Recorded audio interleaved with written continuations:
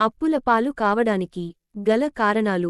Asterisk మంగళవారం నాడు ఎవరి దగ్గర అప్పు తీసుకోకండి. ఎందుకంటే మంగళవారం తీసుకున్న అప్పు మీ జీవితాంతం తీరదు. యాస్టరిస్క్ మంగళవారం మరియు శనివారం ఉప్పుని తీసుకురావద్దు. ఎందుకంటే ఈ రోజున కొనుగోలు చేసిన అప్పు జీవితంలో రుణాన్ని తెస్తుంది. యాస్టరిస్క్ ఇంట్లో తూర్పు దిశలో అద్దం పెట్టకండి. అది తీవ్రమైన వాస్తు దోషాలను కలిగిస్తుంది. యాస్టరిస్క్ మీ ఇంటి ప్రవేశద్వారం దగ్గర చెత్తను ఉంచవద్దు. ఇది లక్ష్మీదేవికి కోపం తెప్పిస్తుంది. యాస్టరిస్క్ అప్పుగా తీసుకున్న డబ్బును ఖర్చు చేయవద్దు. ఎందుకంటే అలా చేయడం వల్ల అప్పు మరింత పెరుగుతుంది.